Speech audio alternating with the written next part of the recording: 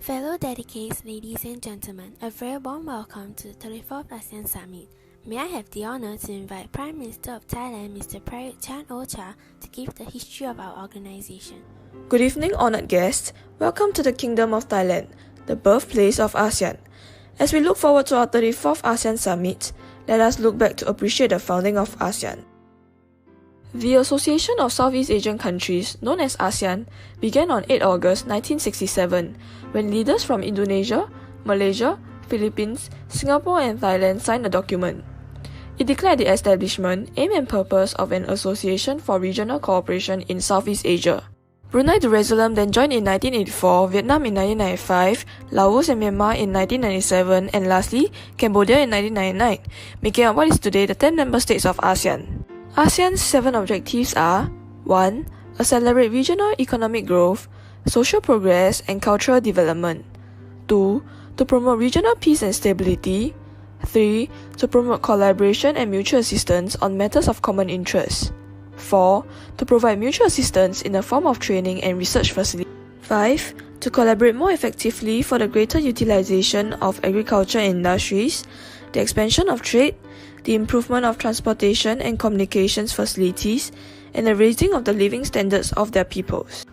6. To promote Southeast Asian studies. And 7. To maintain close and beneficial cooperation with existing international and regional organizations.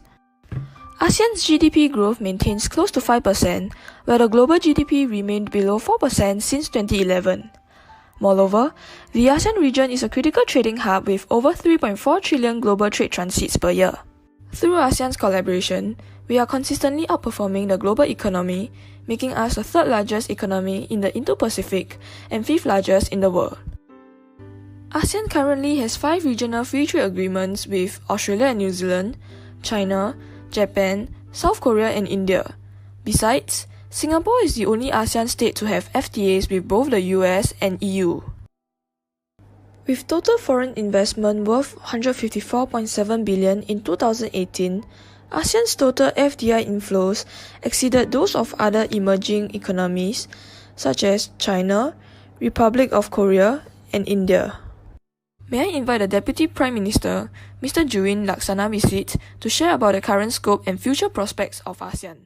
The AEC, also known as ASEAN Economic Community Blueprint 2025, is a highly integrated and cohesive economy projected to facilitate the seamless movement of resources within ASEAN. Through the AEC, the region's trade in goods have increased from 2 trillion in 2010 to 2.8 trillion USD in 2018, which is a 7.2% of global trade, placing ASEAN as the 4th largest trading economy in the world. Besides, our tariff rates have also decreased by 98.6% while our trade services increased. AEC Blueprint 2025 outlines ASEAN's aim to further enhance its attractiveness as an investment destination globally through a free and open investment regime as the key to enhancing our competitiveness and intra-ASEAN investment. Even with ASEAN's combined GDP of 3 trillion and potential growth, there are still several challenges the bloc faces in promoting sustainable economic growth.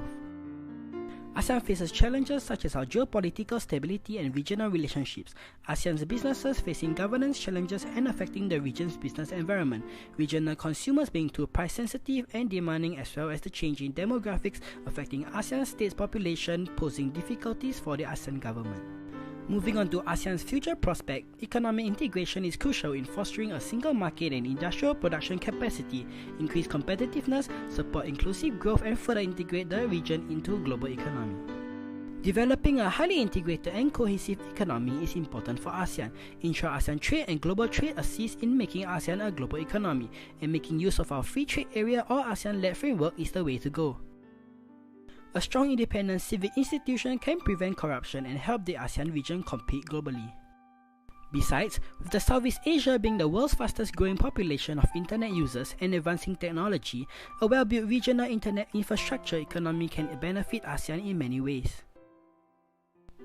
Lastly, the future AEC 2025 has to directly benefit the members of ASEAN by strengthening our engagement with the public, socialization and utilization of ASEAN's initiatives with the private sector and broader stakeholders will keep the initiatives relevant. With that, thank you fellow delegates for attending and being part of the 34th ASEAN Summit in Thailand.